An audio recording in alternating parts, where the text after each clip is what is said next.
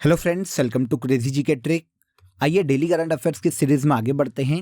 आज के इस सेशन में हम 24 जनवरी के सभी करंट अफेयर्स को डिटेल में समझेंगे। सभी क्वेश्चन आज के इस सेशन के बहुत ही इंपॉर्टेंट है, इसीलिए वीडियो में एंड तक बने रहिएगा। वीडियो पसंद आए तो वीडियो को लाइक और शेयर कर दीजिएगा। अगर आप चैनल पर पहली बार आए हैं तो आप चैनल को सब्सक्राइब कर लीजिए। इसके अलावा अगर आपको डेली करंट अफेयर की PDF चाहिए तो आप सभी जानते हैं कि आप क्रेजी जी के ट्रिक के टेलीग्राम चैनल से या फिर क्रेजी जी के ट्रिक के एप्लीकेशन पर जाकर फ्री ऑफ कॉस्ट इसकी PDF को कलेक्ट कर सकते हैं। आज के करंट अफेयर का सबसे पहला क्वेश्चन देखिए। इंस्टीट्यूशनल कैटेगरी में सुभाष चंद्र बोस आपदा प्रबंधन पुरस्कार 2024 किसे दिया गया? क्वेश्चन इंपॉर्टेंट है, नोट कर लीजिएगा। यह Subhash Chandra Bose disaster management award है। 2024 के लिए इंस्टीट्यूशनल कैटेगरी में यह पुरस्कार 60 parachute field hospital Uttar Pradesh को दिया गया। आंसर भी करेक्ट हो जाएगा। पूरी डिटेल जानेंगे, एक एक करके यहां पर ध्यान से सुनिएगा। देखिए, 23 जनवरी को भारत में पराक्रम दिवस के रूप में मनाया जाता है। इसी मौके पर 2024 में सुभाष चंद्र बोस आपदा प्रबंधन पुरस्कार 2024 की घोषणा की गई, जो कि इंस्टीट्यूशनल कैटेगरी में 2024 के लिए 60 parachute field hospital Uttar Pradesh को दिया गया। हेल्थ सेक्टर में इनकी सेवाओं के लिए इनके योगदान के कारण इन्हें 2024 में इस पुरस्कार से सम्मानित किया गया। अब यहाँ पर हम समझेंगे कि 60 पैराशूट फील्ड हॉस्पिटल एक्चुअल में क्या है। देखिए, ये स्थित है उत्तर प्रदेश राज्य में। 1942 में इसकी स्थापना की गई थी और इंडियन आर्म्ड फोर्स का ये एकमात्र एयर हॉस्पिटल है, इसे याद रखिएगा। जब उत्तराखंड में बाढ़ आई थी 2013 में, तो इन्होंने ऑपरेशन मैत्री चलाया था। 2015 में जब नेपाल में भूकंप आया था तब इन्होंने मदद की थी। इसके अलावा 2018 में इंडोनेशिया की सुनामी के दौरान, फरवरी 2023 में सीरिया में जब भूकंप आया था, तो इन सभी ऑपरेशंस में जो हेल्थ सेक्टर में जितनी भी सुविधाएं चाहिए, जितनी भी सहायता की आवश्यकता थी, वो सभी प्रोवाइड करवाई थी 60 parachute field hospital Uttar Pradesh ने। इसीलिए 2024 में इसे इंस्टीट्यूशनल कैटेगरी में सुभाष चंद्र बोस आपदा प्रबंधन पुरस्कार से सम्मानित किया गया। अब देखिए, इस पुरस्कार की बात करें तो हर वर्ष दिया जाता है ये पुरस्कार। इस अवार्ड की शुरुआत 2018 में की गई थी और पहली बार 2019 में अनाउंस किए गए थे सुभाष चंद्र बोस आपदा प्रबंधन पुरस्कार। 2 श्रेणियों में दिया जाता है, या तो व्यक्ति को दिया जा सकता है या फिर किसी भी ऑर्गेनाइजेशन मतलब संगठन को भी दिया जा सकता है। 5 लाख रुपए तक की व्यक्तिगत राशि होती है और अगर संगठन को यह पुरस्कार दिया जाता है तो उस केस में 51 लाख रुपए की प्राइज मनी सुभाष चंद्र बोस आपदा प्रबंधन पुरस्कार के तहत दी जाती है। 60 parachute field hospital Uttar Pradesh को 2024 में इंस्टीट्यूशनल श्रेणी में सुभाष चंद्र बोस आपदा प्रबंधन पुरस्कार से सम्मानित किया गया। याद रखिएगा, मोस्ट इंपॉर्टेंट क्वेश्चन है। आगे बढ़ने से पहले आप सभी को एक बहुत ही इंपॉर्टेंट अपडेट देता हूं, ध्यान से सुनिएगा। अब आप सभी के लिए क्रेजी जी के ट्रिक की जनवरी से लेकर दिसंबर 2023 तक की करंट अफेयर की बुक भी अवेलेबल है। मैंने आपको डिस्क्रिप्शन में लिंक दे दी है, वहां पर जाकर आप इजीली इस बुक को ऑर्डर कर सकते हैं। देखिए, 2023 के करंट अफेयर की इस बुक में आपको 36 टॉपिक देखने को मिलेंगे और इसके अलावा आपको लास्ट में रिवीजन के लिए 1000 से ज्यादा MCQs भी देखने को मिलेंगे करंट अफेयर के। तो भारत की किसी भी एग्जाम के पॉइंट ऑफ व्यू से बहुत ही इंपॉर्टेंट है ये बुक आपके लिए। आप इजीली ऑर्डर कर सकते हैं, या तो आप डिस्क्रिप्शन में लिंक का यूज करिए या फिर क्रेजी जी के ट्रिक और रूट एप्लीकेशन पर जाकर भी आप इस बुक को ऑर्डर कर सकते हैं। आई होप अपडेट अच्छा लगा होगा। नेक्स्ट क्वेश्चन पर आइए। सेकंड क्वेश्चन देखिए। ICC द्वारा घोषित ICC men's one day team of the year 2023 का कप्तान कौन है? देखिए, यहां पर समझ लीजिए, कंफ्यूज मत होइएगा। ICC जो कि पूरे वर्ल्ड में सबसे बड़ा क्रिकेट कंट्रोल बोर्ड है, मतलब अंतर्राष्ट्रीय क्रिकेट खेलों का आयोजन करवाने का काम ICC का होता है। इंटरनेशनल क्रिकेट कंट्रोल बोर्ड है ये हर साल एक पर्टिकुलर टीम बनाता है ICC के लिए, जिसमें अलग अलग देशों के खिलाड़ियों को मिलाकर ये टीम तैयार की जाती है। ये वनडे की भी होती है और टेस्ट के लिए भी इस टीम का गठन किया जाता है। ICC के द्वारा ये अनाउंस की जाती है। अब देखिए, ICC men's one day team of the year 2023 जो बनी है, उसके कप्तान घोषित किए गए हैं भारत के रोहित शर्मा। आंसर डी हो जाएगा। देखिए, 23 जनवरी को ICC ने ICC मेंस और वुमेन्स वनडे और टेस्ट दोनों टीमों को डिक्लेयर किया, दोनों टीम ऑफ द ईयर 2023 घोषित की। इसमें जो one day team of the year बनाई गई, उसके कप्तान बनाए गए भारत के रोहित शर्मा। अब देखिए, यहाँ पर जो वनडे टीम बनाई गई है, टीम ऑफ द ईयर बनाई गई है, उसमें 6 भारतीय खिलाड़ियों को शामिल किया गया है। इसमें रोहित शर्मा तो हो गए कप्तान, इसके अलावा विराट कोहली, शुभमन गिल, मोहम्मद शमी, कुलदीप यादव और मोहम्मद सिराज भी इसमें शामिल है। ये तो हो गई one day team of the year 2023 की बात, जो कि आईसीसी ने बनाई है। इसके बाद बात आती है women's one day team of the year 2023, जिसकी कप्तान या कैप्टन घोषित किया गया श्रीलंका की खिलाड़ी चामरी अट्टापट्टू को। इसमें एक भी इंडियन को शामिल नहीं किया गया, तो हम बात नहीं करेंगे, लेकिन women's one day team of the year 2023 की कैप्टन याद रखिएगा, श्रीलंका की खिलाड़ी चामरी अट्टापट्टू को बनाया गया। अब ICC men's test team of the year 2023 की बात करें तो इसके कैप्टन ऑस्ट्रेलिया के खिलाड़ी पैट कमिंस को बनाया गया। क्लियर हो जाता है, ये test team of the year है 2023 के लिए आईसीसी की। इसके बाद ICC men's test team of the year 2023 में 2 इंडियन शामिल किए गए, एक है रविंद्र जडेजा और एक है रविचंद्रन अश्विन। इसके अलावा आईसीसी ने सूर्य कुमार यादव को ICC men's T20 team of the year 2023 का कैप्टन बनाया और श्रीलंका की खिलाड़ी चामरी अट्टापट्टू को ICC women's T20 team of the year 2023 का कैप्टन बनाया। ओके, तो यहां पर बिल्कुल भी कंफ्यूज मत होइएगा, ये आईसीसी के द्वारा डिक्लेयर की गई टीम है। तो एक बार कैजुअली इंफॉर्मेशन के लिए रिपीट कर देता हूं कि जो मेंस टीम बनाई गई है टीम ऑफ द ईयर 2023 के लिए, वनडे के लिए बनाई गई है, उसके कैप्टन घोषित किए गए हैं आईसीसी के द्वारा, रोहित शर्मा भारत के हैं। और जो ICC women's one day team of the year 2023 के लिए बनाई गई, उसकी कैप्टन बनाई गई चमारी अट्टापट्टू, जो कि श्रीलंका की खिलाड़ी है। तो ये आईसीसी के द्वारा घोषित टीम है, इसे याद रखिएगा, कंफ्यूज मत होइएगा। ओके, आगे आइए। 24 जनवरी को कौन सा दिवस मनाया जाता है? हर साल 24 जनवरी को राष्ट्रीय बालिका दिवस के रूप में मनाया जाता है। सबसे पहली बार इसे बनाए जाने की शुरुआत 2008 में की गई थी। 2008 में भारत की ministry of women and child development के द्वारा भारत में राष्ट्रीय बालिका दिवस की घोषणा की गई थी और इसकी शुरुआत की गई थी। 2008 से हर साल बनाया जा रहा है। उद्देश्य की बात करें तो आपको नाम से समझ में आ जाएगा, देश में बालिकाओं के जन्म को प्रेरित करना, बालिकाओं के जन्म के प्रति समाज में जो नेगेटिविटी है उसे खत्म करना, बालिकाओं को उनके अधिकारों के प्रति जागरूक करना, लैंगिक समानता को बढ़ाना, बालिका शिक्षा को बढ़ावा देना, इसके महत्व के बारे में, पोषण, स्वास्थ्य, हेल्थ, इनके बारे में जागरूकता फैलाना और ऑल ओवर मिलाकर जो समाज में लैंगिक असमानता है उसे खत्म करना राष्ट्रीय बालिका दिवस मनाए जाने का मुख्य उद्देश्य है। कब मनाया जाता है? पहली चीज तो ये इंपॉर्टेंट है, तो हर साल 24 जनवरी को मनाया जाता है। शुरुआत कब की गई थी? तो 2008 में की गई थी। पॉली उमरीगर पुरस्कार 2023 किसे प्रदान किया गया? पहले यहां पर यह समझिए कि पॉली उमरीगर पुरस्कार या अवार्ड क्रिकेट खेलों के क्षेत्र में दिया जाता है और देने वाली संस्था है बीसीसीआई, जो कि भारत का क्रिकेट कंट्रोल बोर्ड है। अब 2023 के लिए पॉली उमरीगर अवार्ड से भारतीय खिलाड़ी शुभमन गिल को सम्मानित किया गया। आंसर भी करेक्ट हो जाएगा। 23 जनवरी 2024 को हैदराबाद में बीसीसीआई अवार्ड 2024 प्रदान किए गए। पॉली उमरीगर अवार्ड 2023 दिया गया शुभमन गिल को और CK Naidu life time achievement पुरस्कार दिया गया रवि शास्त्री को। भारत के पूर्व क्रिकेटर हैं रवि शास्त्री, इन्हें दिया गया CK Naidu life time achievement पुरस्कार 2023 और पॉली उमरीगर अवार्ड दिया गया 2023 के लिए शुभमन गिल को। देखिए, पहले पॉली उमरीगर अवार्ड की बात करें तो जैसा कि अभी हमने बात की, क्रिकेट के क्षेत्र में दिया जाता है। 2006-07 में इसकी शुरुआत की गई थी और पहली बार ये भारतीय खिलाड़ी सचिन तेंदुलकर को दिया गया। सबसे ज्यादा बार पॉली उमरीगर अवार्ड विराट कोहली को दिया गया है, अभी तक 5 बार, और 2023 में किसे दिया गया?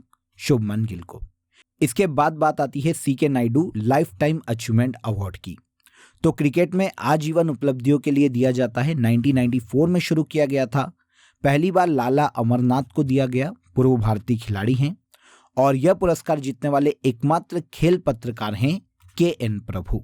तो क्रिकेट के क्षेत्र में आजीवन उपलब्धियों के लिए दिया जाता है सीके नायडू।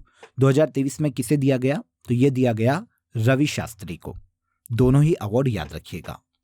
नेक्स्ट क्वेश्चन देखिए, प्रधानमंत्री नरेंद्र मोदी ने सोलर एनर्जी को बढ़ावा देने के लिए किस योजना की घोषणा की? क्वेश्चन इंपॉर्टेंट है, नोट कर लीजिएगा। भारत के पीएम ने देखिए हाल ही में देश में सोलर एनर्जी को प्रमोट करने के लिए, बढ़ावा देने के लिए प्रधानमंत्री सूर्योदय योजना की शुरुआत की है।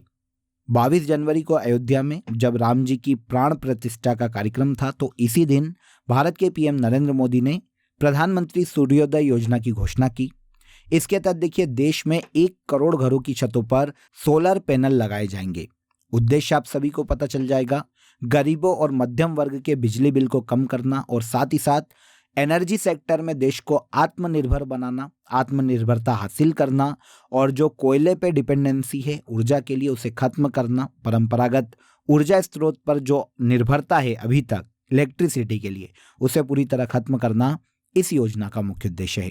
प्रधानमंत्री सूर्योदय योजना 22 जनवरी 2024 को भारत के पीएम नरेंद्र मोदी के द्वारा लॉन्च की गई, जिसके तहत पूरे देश में 1 करोड़ घरों की छतों पर सोलर पैनल लगाए जाने वाले हैं।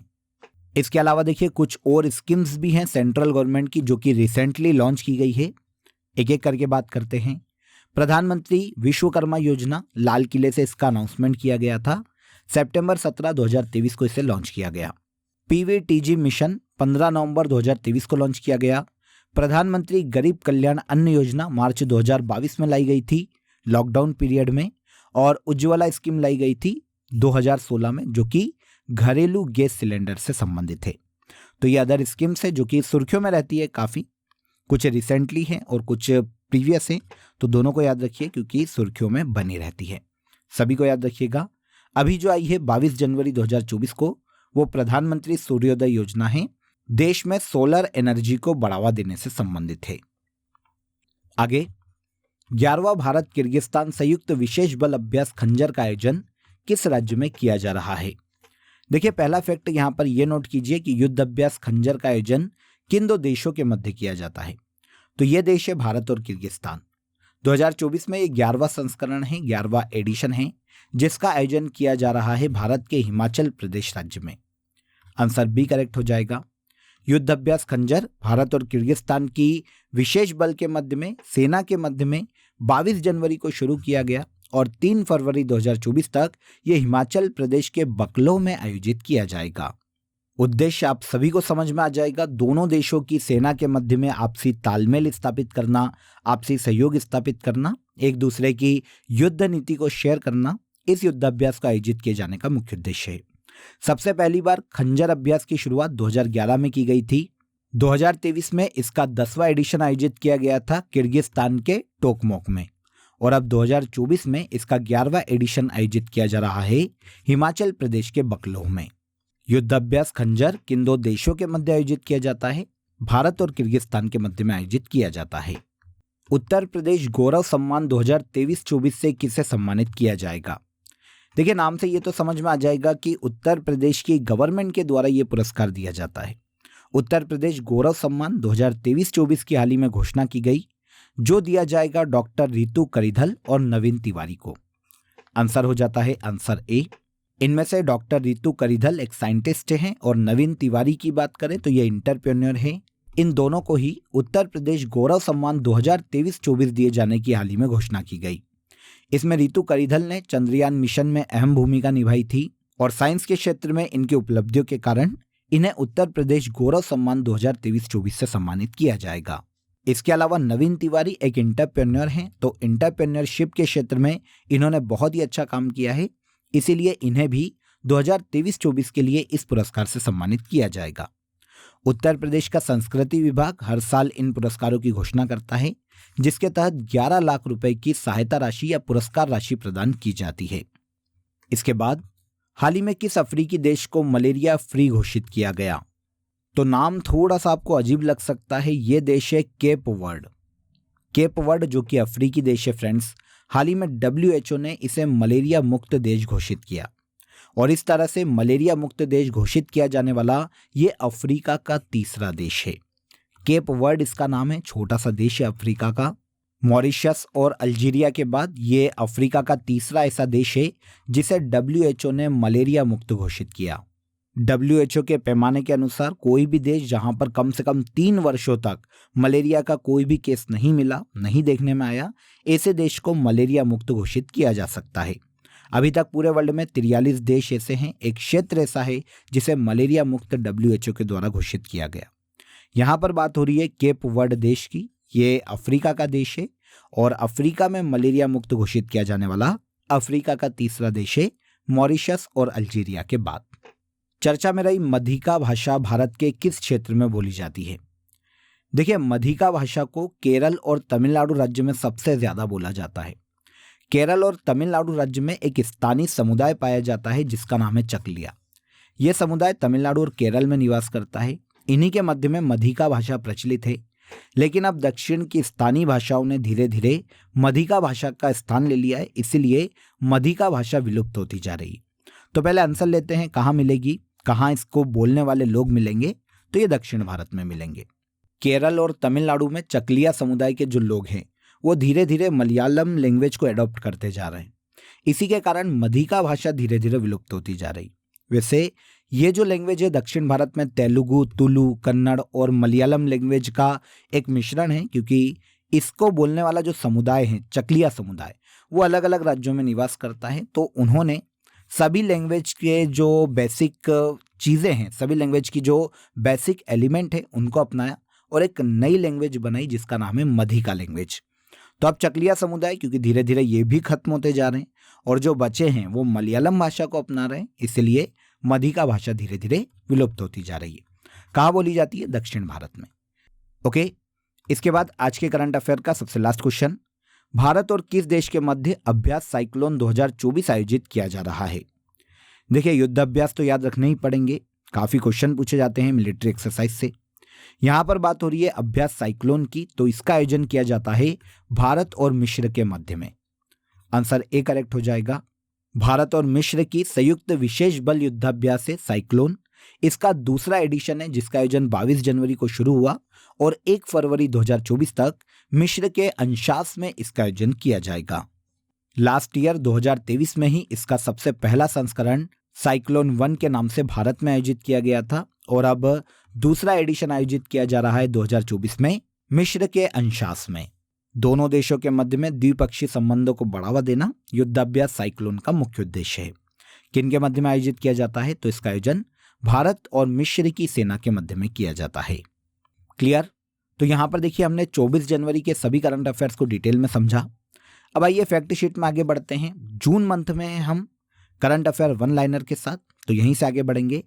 8वें वैश्विक औषध गुणवत्ता सम्मेलन का आयोजन मुंबई में किया गया। एशिया में अंतर्राष्ट्रीय यात्रियों का शीर्ष स्रोत भारत बन गया। 28 जून 2023 को सरकार ने पशु चिकित्सा दवाओं के लिए एनओसी देने के लिए एक पोर्टल जारी किया था जिसका नाम है नंदी पोर्टल। सेंट्रल गवर्नमेंट का पोर्टल है, तो आप याद रखिएगा। 28 जून 2023 को उत्तर प्रदेश राज्य सरकार ने गोहत्या के खिलाफ ऑपरेशन कन्विक्शन की शुरुआत की थी। फीफा क्लब वर्ल्ड कप 2023 का आयोजन जिद्दा में किया गया। 28 जून 2023 को साहित्य अकादमी बाल साहित्य पुरस्कार 2023 प्रिया एएस को दिया गया। आगे, ऊर्जा संक्रमण सूचकांक 2023 में MIT शीर्ष पर रहा। 29 जून 2023 को भारत और अमेरिका ने नई रक्षा पहल इंडस एक्स को लॉन्च किया। 23 जून 2023 को सिम्फनी टू जेज नाम की पुस्तक को लॉन्च किया गया जो कि अंकित खेमका की पुस्तक है। और इसके अलावा 23 जून 2023 को IOB बैंक ने तमिलनाडु राज्य ग्रामीण आजीविका मिशन के साथ एक समझौता ज्ञापन पर हस्ताक्षर किए। सभी वन लाइनर इंपॉर्टेंट है, याद रखिएगा। अब आ जाइए लास्ट डे के सेशन में जो करंट अफेयर हमने डिटेल में समझा था उसे हम एक बार यहाँ पर रिवाइज करेंगे। पहला देखिए, अयोध्या राम मंदिर में भगवान राम का विग्रह स्थापित किया गया 22 जनवरी को। इसकी ऊंचाई कितनी है? तो 4.25 फीट मतलब 51 इंच की ये विग्रह है, प्रतिमा है भगवान राम जी की, जिसकी स्थापना भारत के PM नरेंद्र मोदी ने 22 जनवरी को अयोध्या के राम मंदिर में की। इंडिया ओपन टूर्नामेंट में पुरुष डबल्स का खिताब केंग मिन हुएक और सियो सेयुंग जेई ने अपने नाम किया। 23 जनवरी को पराक्रम दिवस सुभाष चंद्र बोस के सम्मान में मनाया जाता है। एशियाई मैराथन चैंपियनशिप 2024 में भारतीय खिलाड़ी मान सिंह ने गोल्ड मेडल जीता। ICC द्वारा घोषित ICC men's T20 team of the year 2023 का कप्तान सूर्य कुमार यादव को बनाया गया। भारत का पहला स्वदेशी रूप से विकसित हेपेटाइटिस A वैक्सीन का नाम हेवी श्योर रखा गया। आगे आइए, Henry Deglane grand prix wrestling championship में भारत के रवि कुमार दहिया ने 61 किलोग्राम भार वर्ग में ब्रॉन्ज मेडल अपने नाम किया। संयुक्त राष्ट्र महासभा के 78वें अधिवेशन के अध्यक्ष डेनिस फ्रांसिस है। जम्मू कश्मीर राज्य में गोल मेला महोत्सव आयोजित किया जाता है। और लास्ट क्वेश्चन, हाल ही में केरल राज्य में आर्टिफिशियल रिफ्स प्रोजेक्ट को लॉन्च किया गया। ये सभी करंट अफेयर्स लास्ट डे के सेशन में हमने डिटेल में समझे थे। अब आज के लिए आप सभी के लिए क्वेश्चन ऑफ द डे देख लीजिए। 1947 में भारत की आज़ादी के समय आरबीआई के गवर्नर कौन थे? इंपॉर्टेंट क्वेश्चन है, कमेंट में जरूर बताइएगा कि इस क्वेश्चन का आंसर क्या है।